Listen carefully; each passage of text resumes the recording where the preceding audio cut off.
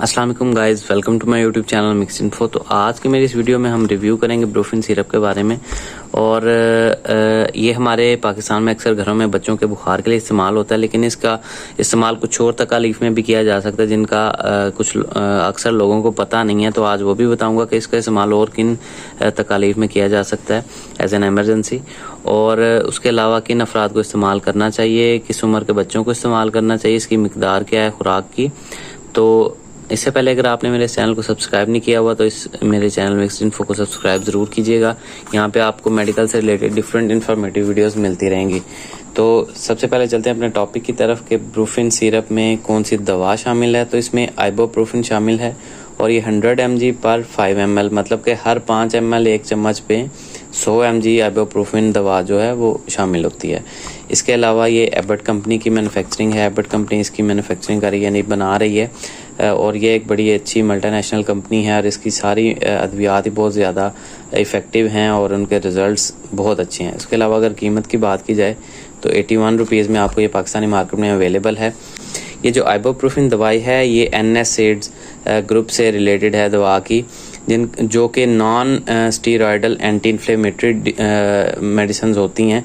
इनका काम, ये स्टीरॉयड्स तो नहीं होती, लेकिन ये दर्द और सोजश को कम करने के लिए इस्तेमाल किया जाता है इनको।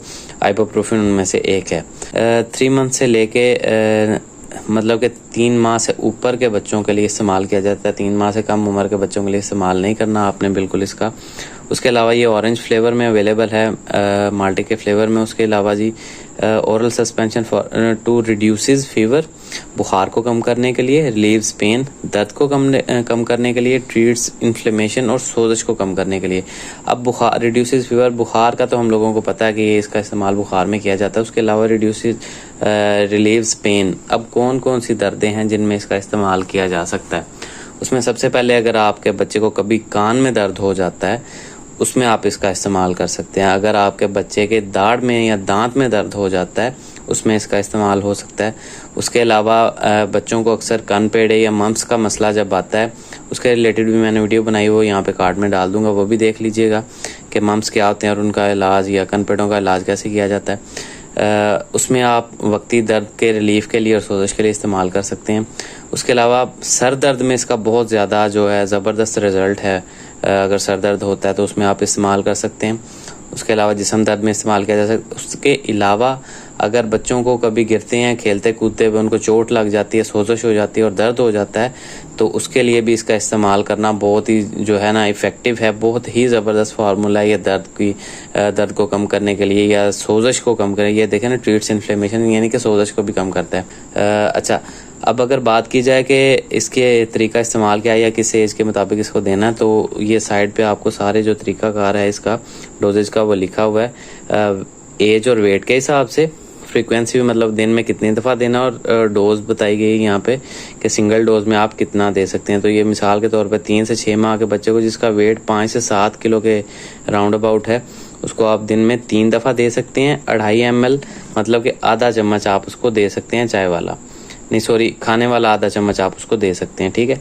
उसके अलावा 6 से 12 माह के बच्चे के लिए दिन में 3 दफ़ा 2.5 ml। उसके बाद 1 से 2 साल के बच्चे के लिए 3 से 4 टाइम 2.5 ml। उसके अलावा 3 से 7 साल के बच्चे के लिए दिन में 3 से 4 मरतबा 5 ml, मतलब कि 1 चम्मच बड़ा खाने वाला आप उसको दे सकते हैं। उसके अलावा अगर साइड इफ़ेक्ट्स की बात की जाए कि इसके साइड इफ़ेक्ट्स कौन से हैं और किन किन अफराद को नहीं इस्तेमाल करना चाहिए, तो इसके लिए सबसे पहले जो जिगर के मरीज़ हैं उनमें इस्तेमाल नहीं करना चाहिए। जो बच्चे जिगर के पेशेंट हों या किडनी के पेशेंट हों उनमें बड़े एहतियात के साथ इसका इस्तेमाल करवाया जाता है। जब तक आपके डॉक्टर्स आपको प्रेस्क्राइब नहीं करते उसके अलावा आप इसका इस्तेमाल नहीं कर सकते। उसके अलावा अगर आपका स्टमक अपसेट रहता है, मैदे में कोई अल्सर है, तो उसमें भी आप इस्तेमाल नहीं कर सकते, क्योंकि अक्सर ये पेट में जो है ब्लीडिंग की भी वजह बन जाता है। आपके अंतड़ियों में या मैदे में ब्लीडिंग हो जाती है इसकी वजह से, अगर आप इसका ज़्यादा इस्तेमाल करते हैं तो। इसके अलावा एक और चीज़ समझाने वाली ये है कि अक्सर लोगों का माइंडसेट ये है कि ये चीज़ें बुखार को ठीक करती हैं।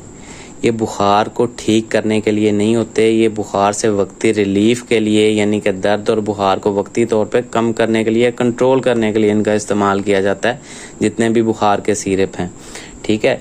ये आइबोप्रोफिन वाली दवाई आपको ब्लू डॉल में भी मिलेगी, ब्रूफिन में, इस तरह के मुख्तलिफ ये ब्रांड नेम होता है, ठीक है। ये हर कंपनी अपने हिसाब से अपना नाम रखती है। तो ये ब्रूफिन लेकिन इसमें जो दवा शामिल है वो आइबुप्रोफेन है और मुख्तलिफ ब्रांड नेम से ब्लू डॉल की शक्ल में आपको ये मिल सकती है दवाई।